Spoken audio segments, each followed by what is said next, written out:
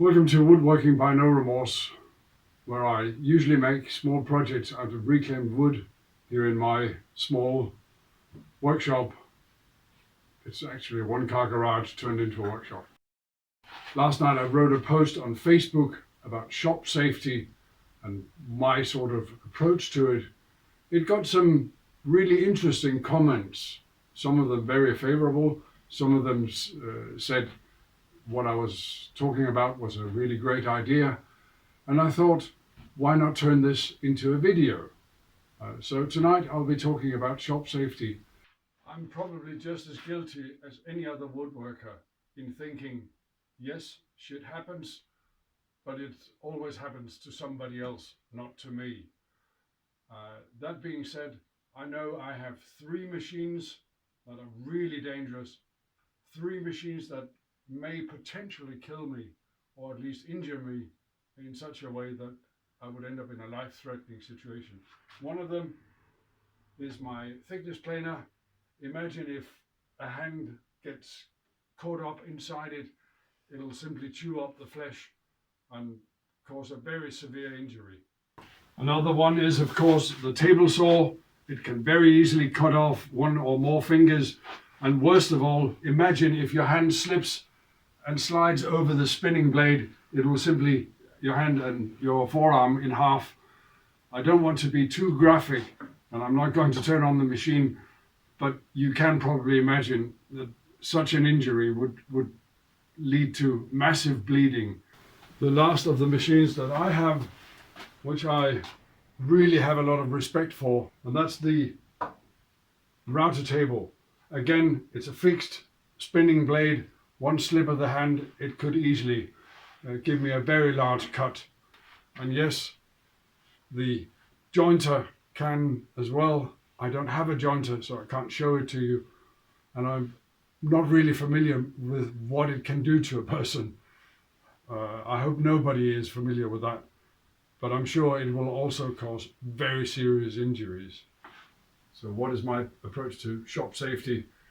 I'm not really that concerned about the small cuts, the cut from a chisel or from a knife or something like that. I mean, it still hurts, it still bleeds, but it's in most cases not going to potentially kill you. It may give you a big scar, it may even be a rather deep cut, but that's a whole other issue. You can usually help yourself, wrap something around it, go and get help, phone for help. But if you've split your forearm on the table saw or you mangle your arm on the thickness planer, what do? My idea is use a tourniquet. I don't know if you can see me, but hopefully you can see my hand. Down here, I've mounted a tourniquet. It's actually just held with a rubber band. It's so low that I can reach it when I'm down on the floor. Remember, step 1 in first aid to a serious injury: lie down, raise the injured limb, and in most cases in the workshop, you're not going to hurt your legs that much. You may drop something on your foot, that's not going to kill you. But if you cut open a hand, if you split a forearm, get down on the floor, raise the limb to reduce the blood pressure in the limb, and then apply the tourniquet. I'll do it for demonstration purposes. Remember, this is not an instructional video in how to use a tourniquet. This is me demonstrating how I use it.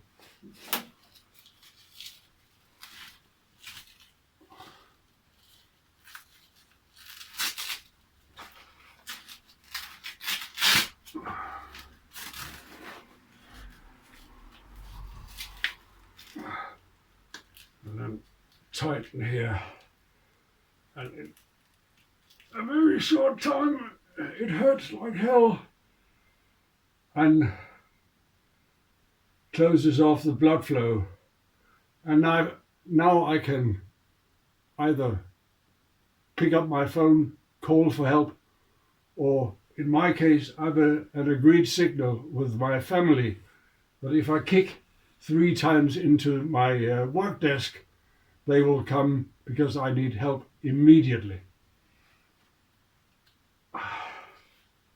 Yes, it does hurt to use a tourniquet, but that's a small price to pay if it saves your life. And yes, I do actually practice applying the tourniquet once or twice every year. And I also practice applying it with my left hand because I may hurt my right. Using a tourniquet is of course not for small injuries, the band-aid boo-boos. It's for the really serious, life-threatening hemorrhaging, where you need to apply something to stop the blood flow before you can even think of calling for help. It doesn't replace bandages, professional help, stitches, etc., but it does save you from losing your life from bleeding out. I'm all for respecting the tools. I do that too. But having a tourniquet in my shop does not make me a pussy. It doesn't make me fear the machines that I have a tourniquet in case of emergency. It only makes me considerate towards my family that I want to stay alive in case of a serious injury. One more small point. I mentioned that I have a system of calling for help. If I kick into my work table 3 times, this wall faces my house and my family can actually hear if I'm kicking into the wall. It has happened that I've simply worked against the wall and members of my family have come running. We've agreed that once they hear the signal, they come running.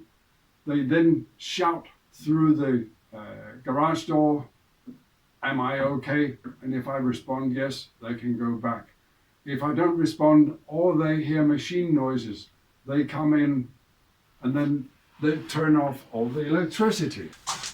The reason I've asked them to switch off the electricity is all my machines are on the same circuit and I'm just using 1, maybe 2 at a time, so it doesn't draw too much power. But it means that by hitting that switch over there, which also kills the light, you kill every machine in the room. And they can then turn it back on and only the lights will. That's more or less my approach to very serious injuries, and I touch wood, pun intended of course, that it will never happen to me or to you for that matter. But even if you have to go out and buy a tourniquet, it's not that big of a cost to potentially save your life or somebody else in the shop.